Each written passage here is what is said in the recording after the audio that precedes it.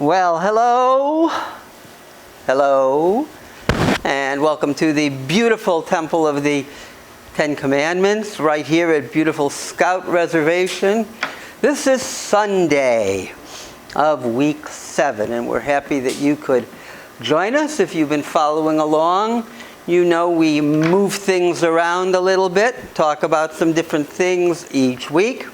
And if you're following and you put your name down and what you've seen or heard in the space next to the screen, and you put your name there and your troop number, then you will be hopefully rewarded with a small gift, a very special gift, at the end of the summer.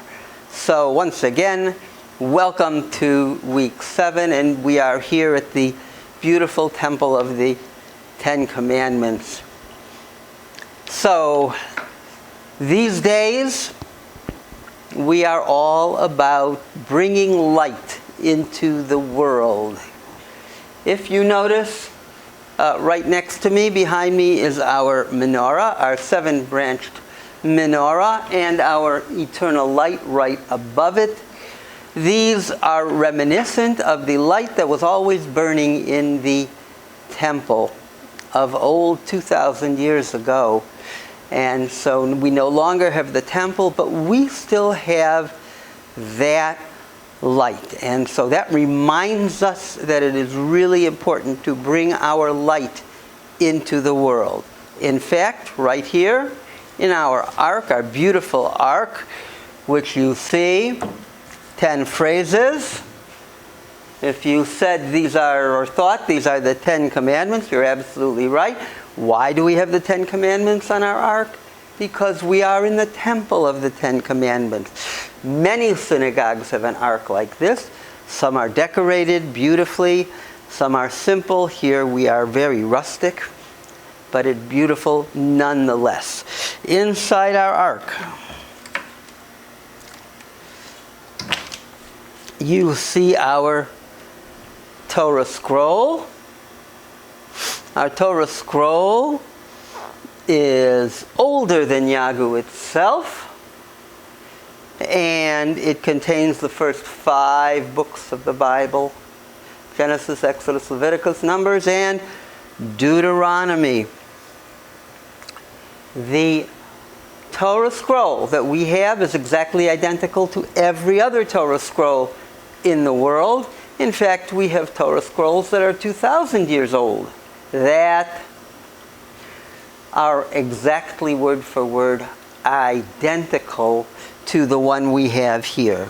We have a smaller version of our Torah scroll here. It looks like this, and what you are looking at right now are the 10 commandments right here in the middle of your screen. This is what they look like. And so, our Torah scroll is so long that if we were to unroll it from right over here all the way to the flagpole on Tim O'Neill Field, it would stretch that far.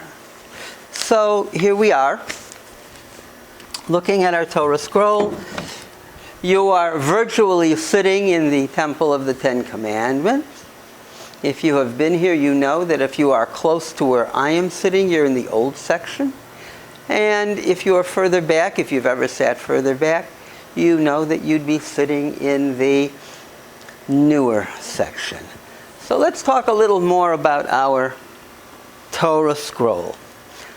Our Torah, our teachers tell us that Torah means light. If you remember, we started out talking about light. And pretty soon, in every synagogue in the world, they will finish reading the Torah, the last few words of the book of Deuteronomy, and they will roll it right over again and turn it all the way back to the beginning, and we start all over. And that is what we do year after year in every synagogue, in every temple in the world. That's a pretty special thing. And so the Torah teaches us that bringing light is a never-ending job. Torah means light, say our rabbis. Torah, ora. Torah means light. So let's talk a little bit more about that. You know that you have birthdays. Every year a birthday comes around. And every year, hopefully, you've grown a little bit, you've gotten a little bit wiser, maybe a little taller, maybe a little smarter, maybe a little kinder.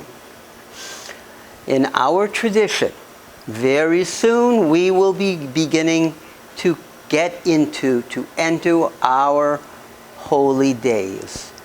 Rosh Hashanah, the beginning of our Jewish year. This will happen on September 19th of this year. And Rosh Hashanah, we are taught, is the birthday of the world. This is the day that the world was created. Now, what does that mean? What that means is that it's a very special time, a spiritual time, a time to reflect on the year that has gone by. And just like with our Torah scroll, a year ends and right away a new year begins. And a new year of opportunity, a new year of studies, learning, a new year of new challenges, and a new year of chances to bring, what did we say? Light into the world. Now, pretty soon we will begin the month just before Rosh Hashanah, just before our new year. That month is called Elul. And some people say that the Hebrew name Elul means I am my beloved and my beloved is mine. And of course, we are talking about we are feeling very, very special in our relationship with God. And so this month is an opportunity to get a little closer, to become a little more introspective, to feel a little more spiritual, perhaps, to make some time to bring a little more light into our world. So this is what these days are all about. And our job is to bring our light into the world. Remember, wherever you are sitting, however you are listening, you are unique. There is no one else in the world just like you. This month before our holy days, this month before the world's birthday, reminds us that we are one of a kind. There is no person on earth that is just like you. Nobody has the same kind of light as you do. And when we say, do a good turn daily,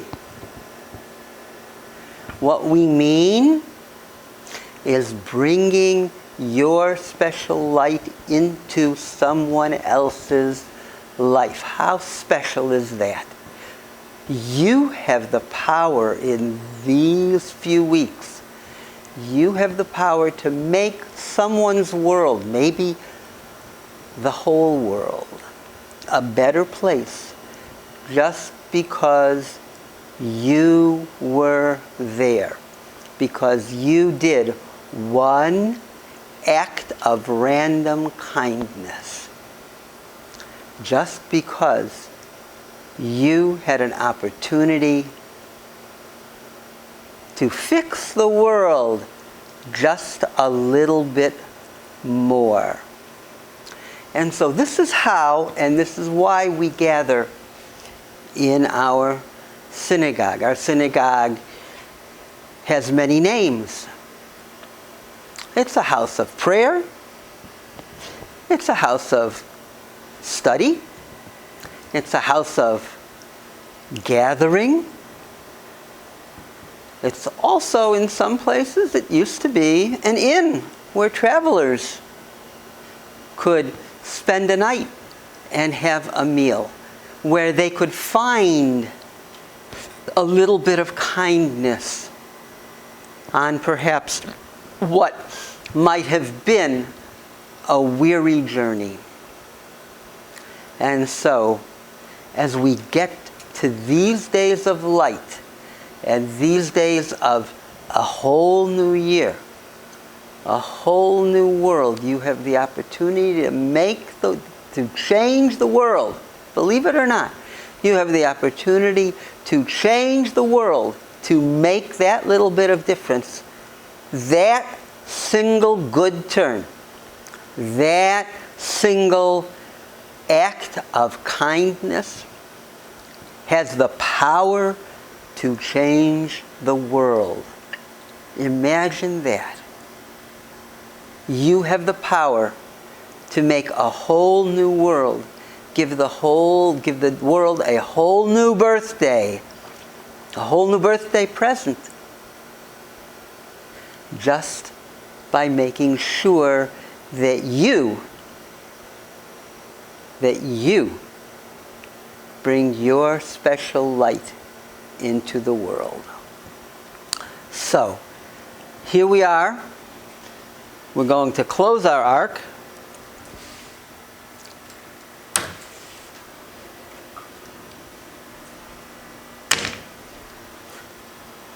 Look around us. Look around you. Whatever you see, everything here that you see is intended to do one kind of good deed. One kind of good deed. Whether it's our talit, our prayer shawl, where we wrap ourselves in our tradition, whether it's our tzedakah box, where we deposit a few coins to give to charity, whether it's a pith helmet that was given to us by a friend so that we can remember him, or whether it's a feather that is the only thing that can be used to write our Torah scroll. All of those things are designed to make the world a little bit better with every passing moment. So, as we leave each other, we're going to end in a moment. What I want you to do, what I challenge you to do, what I encourage you to do over these next few weeks towards this new birthday of the world, take a moment and make it your business. Make it your special business, your special task to bring a little bit of light, a little more light than there was, just that much even, into the world. Just remember, if you're sitting in a very dark room and you light one candle, just imagine how bright that room will become with one tiny candle flame. Be that flame. We call that tikkun olam. We call that fixing the world. Be that flame that lights up somebody else's life, somebody else's heart, somebody else's world, somebody else's spirit. I'm glad you could join us. We're happy you were here, and we look forward to seeing you again. Please remember to put your comments in the space below the screen.